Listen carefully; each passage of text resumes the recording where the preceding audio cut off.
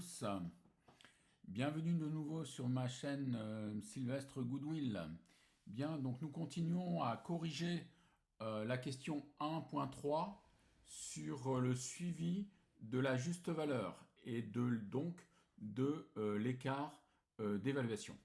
Donc nous venons de voir dans la section 6, dans la session 6, l'enregistrement de la réserve de réestimation en capitaux propres, suite au constat de l'expression de l'augmentation de la valeur de l'entreprise pour arriver à la juste valeur.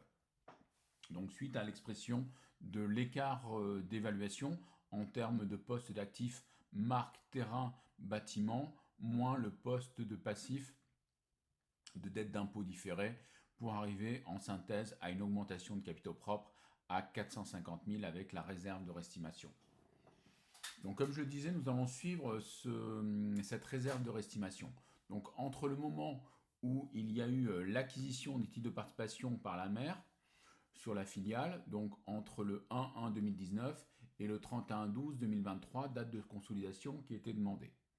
Donc dans un premier temps, en écriture de journal de consolidation, nous allons passer une écriture correctrice de compte de gestion avec une dotation aux amortissements pour indiquer que le supplément de valeur qui a été inscrit en plus-value, notamment pour la marque et le bâtiment, fait l'objet d'un amortissement. Donc nous prenons ce supplément de valeur, la plus-value de 100 000 sur la marque, qui s'amortit sur une durée de 10 ans.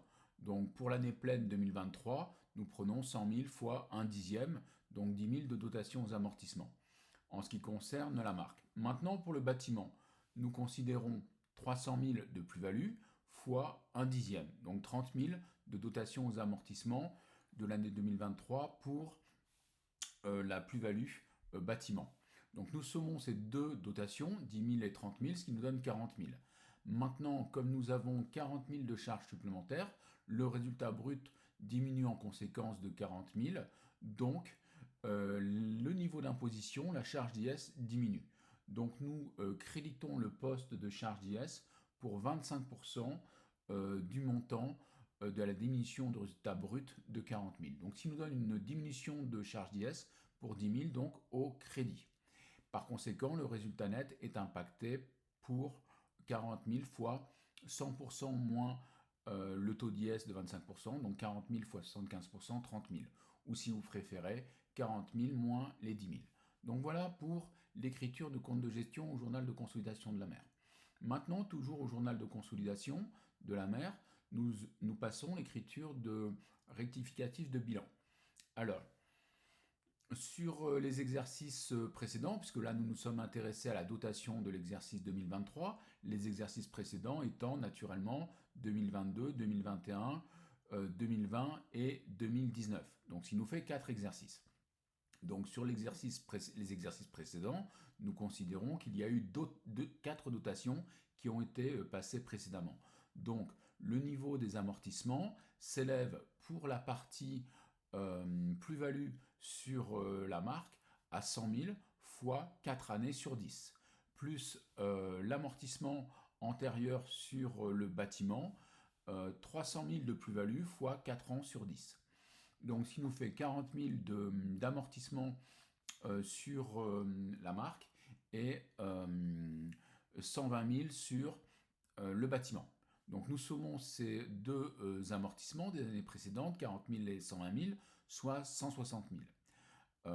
Par conséquent, comme il y a un impact diminutif sur les résultats antérieurs du fait des amortissements de 160 000, eh bien cela va venir diminuer les réserves. Les réserves dans un premier temps brut de 160 000, mais en diminuant les réserves brutes de 160 000, il va y avoir une diminution de charge d'IS sur les exercices précédents. Donc on constate une sorte de gain d'IS. Donc les réserves ne sont diminuées non pas de 160 000, mais de 160 000 moins le gain d'IS antérieur de 25% sur ces 160 000, c'est-à-dire pour un quart, donc 25%, 40 000. Donc les réserves nettes sont diminuées pour 160 000 moins les 40 000, c'est-à-dire 120 000, ou si vous préférez, 160 000 fois 75%. Bien.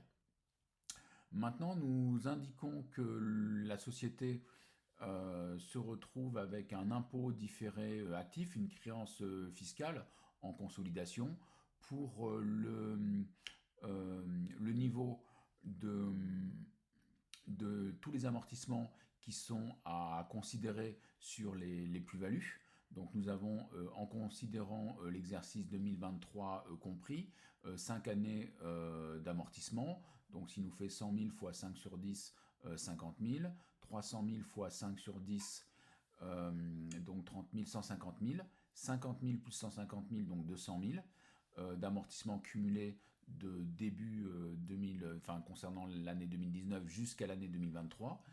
Et sur ces 200 000, nous impactons de 25% avec ce taux d'IS. Et donc, ce qui fait une créance fiscale en consolidation de 25% des 200 000, soit 50 000. Nous indiquons en compte de bilan l'amortissement de la marque pour, comme nous l'avons déjà fait ce calcul, 100 000 fois 5 dixièmes, 50 000, l'amortissement des bâtiments, 300 000 fois 5 dixièmes, 150 000. Donc vous voyez bien qu'il y a une réduction de la valeur de l'actif pour 50 000 et 150 000, donc 200 000, ce qui vient générer, puisque nous diminuons l'actif net, donc on va se trouver avec une créance fiscale de 25% de cette réduction d'actifs nets, 50 000, et donc 50 000 plus 150 000, 200 000 moins les 50 000, eh bien nous avons un impact capitaux propres pour, en diminutif pour 150 000. Le niveau de résultat, nous l'avions impacté dans l'écriture précédente avec à ce niveau-là une diminution du résultat en compte de gestion. Et donc cette diminution de résultat est exprimée en sens opposé dans l'écriture de bilan, puisque le résultat est un compte de liaison sur les deux écritures, compte de gestion et bilan. Et ensuite, nous n'avons plus qu'à exprimer la réserve que nous avons pleinement justifiée. Voilà, j'espère que cette vidéo vous a plu. Et je vous dis à tout de suite pour une session 8 de la suite de mon corrigé UE4 DSCG 2024. Question 1, toujours nous sommes sur la question 1.3 et nous avançons sur cette question. Merci, à tout de suite.